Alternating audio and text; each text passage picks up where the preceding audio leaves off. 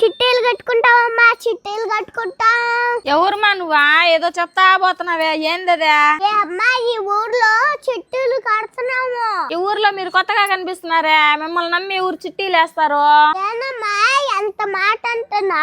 చూడు ఎంతమంది కట్టున్నారు. సురేష్, బాలాజీ, బులచ్చమ్మ, వీళ్ళందరూ మంచి సౌండ్ పార్టీయే కదా, వీళ్ళు నీ దగ్గర చీటీ చేశారా?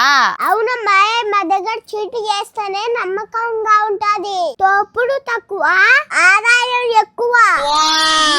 అయితే మేము కూడా ఒక చీటీ చేస్తాం మేడం. నెలకి ఎంత కట్టాలా? ₹1,00,000 చీటీ అమ్మాయి. నెలకి 5,000 కడితే చాలు. 5,000? మా ఇటాంటి రోజులు నమ్మి చిట్టీలే బాగమ్మా. ఏందమ్మాయి నువ్వు తెలివైన దానిలాగా ఉన్నావు? ఇటాటి ముద్దు నా కొడుకుని ఎత్తగన్నావమ్మాయి. నీ అందానికి, నీ అభినయానికి వీడు అస్సలు సూటుగా లేదమ్మాయి. ఎవరు ఎక్కువ మాట్లాడుతుందా?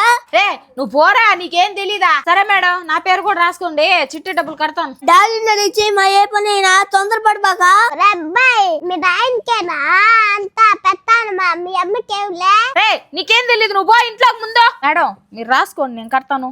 సరే అమ్మాయి, లాస్ట్ చీటీ తీసుకో, దండిగా వస్తాయి డబ్బులు. సరే మేడం. నీ పేరు చెప్పు, 5,000 డబ్బులు దేవో. రే ఉండరా, నీకేం తెలీదా? నా పేరు మునిలక్ష్మి మేడం. సరే అమ్మాయి, నీ పేరు రాసుకున్నా కరెక్ట్ గా వచ్చి 1వ తేదీ కట్టించుకుంటాం. సరే మేడం. జాగ్రత్తగా ఉండు, మోసాలు చేసే వాళ్ళు ఎక్కువ.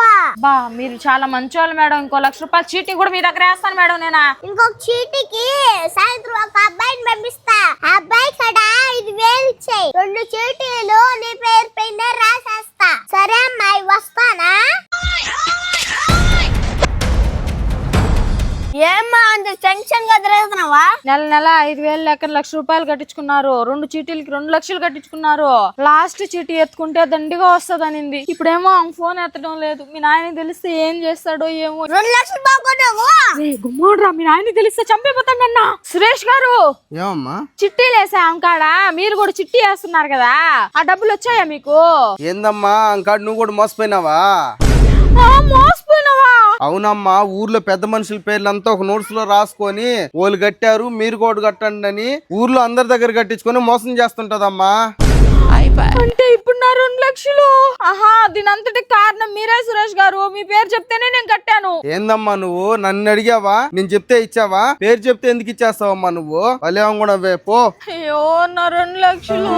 అమ్మా